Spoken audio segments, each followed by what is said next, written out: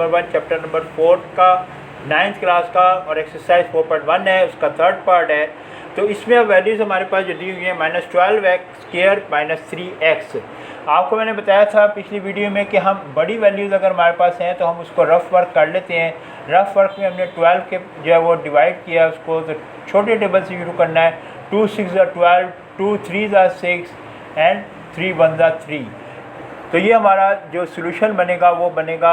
अब इसके पेयर हमने बनाने, उससे पहले अगर हम यहाँ पर माइनस कॉमन ले लेते हैं तो वैल्यू हमारी बनेगी 12x²। ये माइनस इस माइनस का साइन चेंज करके प्लस कर देगा और ये 3x हो गया।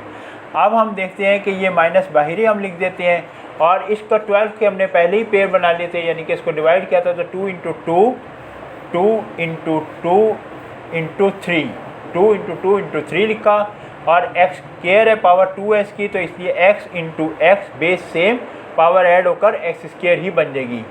प्लस 3 की, क्योंकि अब डिवीजन नहीं हो सकती क्योंकि 3 सिंगल डिजिट में है, तो 3 × x हमने एज इट इज़ लिख लिया। अब हम देखते हैं कि इसको हम छोटी ब्रैकेट्स में भी अगर चाहें तो लिख सकते हैं, क्योंकि हमारे पास अभी बड़ी ब्रैकेट ना भी लिखे तो कोई हमें ज़रूरत महसूस नहीं होती। तो अब ये देखते हैं कि इनमें से कॉमन क्या आया हमारे पास लेफ़्ट साइड पे प्लस के राइट साइड पे। तो हमारे पास एक 3 कॉमन आया है और एक x कॉमन आया है। ये 3 और ये x, ये दो वैल्यूज़ हमारे पास कॉमन आई हैं।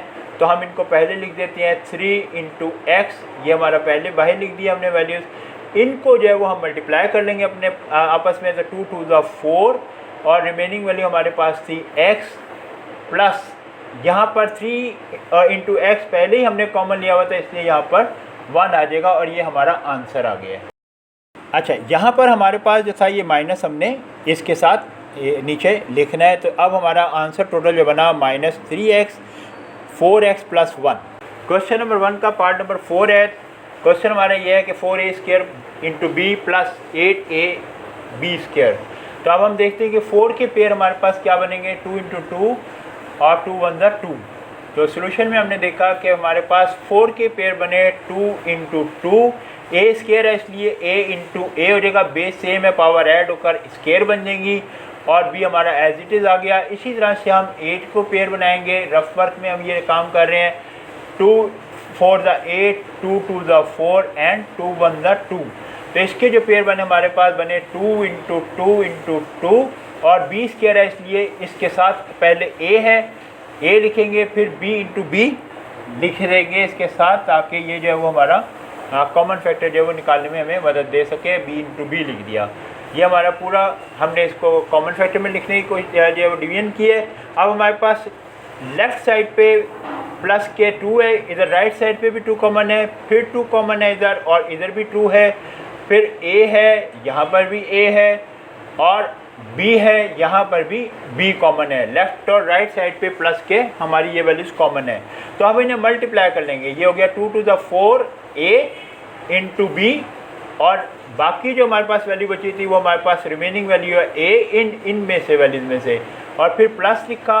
2 2 4 पहले ही हम लिख चुके हैं, a हम पहले ही लिख चुके हैं, b हम पहले ही लिख चुके हैं। बाकी हमारे पास जो रह गई है वो 2 × b, क्योंकि ये एक 2 लेफ्ट राइट तो और b एक, दो चीज़ें हमारे पास, दो वैल्यूज़ हमारे पास बाकी रह गए थे। यही हमारा आंसर है। क्वेश्चन नंबर 1 है और इसका पार्ट नंबर 5 है xy -3x² + 2x। अब इसको सोल्यूशन इसका करना है हमने। तो अब हम ये देख रहे हैं कि यहाँ पर जो हमारे पास वैल्यूज़ हैं उनमें से कौन सा जो है वो कॉमन फैक्टर बन रहा है हमारा। तो ये देखें कि x × y -3 × x × x, क्योंकि स्क्वायर है इसलिए पावर ऐड हो जाएगी, +2 × x। अब तमाम तर वैल्यू में साइन से पहले जो कॉमन आ रहा है वो x आ रहा है। हमारे पास सिर्फ x वैल्यू कॉमन आ रही है, तो हम बाहर लिख देंगे x को। रिमेनिंग वैल्यू हमारी बन गई y -3 और x + 2। यही हमारा आंसर है। क्वेश्चन नंबर 1 का लास्ट पार्ट है 6 part 3a² × b -9ab² + 15a × b। अब हम देखते हैं कि इसको हम इसके कॉमन फैक्टर बनाते हैं। तो सोल्यूशन में हम देखते हैं कि इसको 3 × a क्योंकि स्क्वायर है इसलिए बेस सेम है, पावर ऐड हो जाएगी, × b 9 को फिर हम इस तरह से डिवाइड कर सकते हैं, तो 3 3 ज़ा 9, 3 1 ज़ा 3, 3 इंटू 3 इंटू ए, फिर बी स्क्वायर है तो बी इंटू बी, फिर प्लस के बाद हमारे पास 15 आ जाता है। 15 को हम फिर रफ वर्क में ये कर रहा हूँ, इसको 15 में लेके जाएंगे तो 3 5 ज़ा 15, 5 1 ज़ा 5, तो इसके पेयर बने हमारे पास, वैल्यूज आई 3 इंटू 5, और ए सिंगल पावर में है, बी भी सिंगल पावर में है। अब हम देखते हैं यहाँ पर कॉमन हमारे पास सारी वैल्यूज में एक इस माइनस और इस प्लस के बाद और पहले क्या है कॉमन, तो 3 हमारे पास एक ये है, एक ये 3 कॉमन है और एक ये 3 कॉमन है। फिर हमारे पास एक ये ए कॉमन है, यहाँ पर भी ए कॉमन है और ये भी ए कॉमन है। फिर बी हमारे पास एक है और ये भी बी कॉमन है और ये भी बी कॉमन है। तो जो कॉमन वैल्यू आई हैं वो आई हैं 3ab। रिमेनिंग वैल्यू हमारे पास जो इसकी आएगी वो है कि ये हमारे पास a माइनस, उसके बाद हमारे पास रिमेनिंग वैल्यू 3a और b हमने पहले जो है वो बाहर कॉमन ले लिया था, तो बाकी हमारे पास जो वैल्यू बची वो रिमेनिंग वैल्यू हमारे पास 3 इंटू बी, ये दो वैल्यूज हमारे पास रिमेनिंग वैल्यूज थी।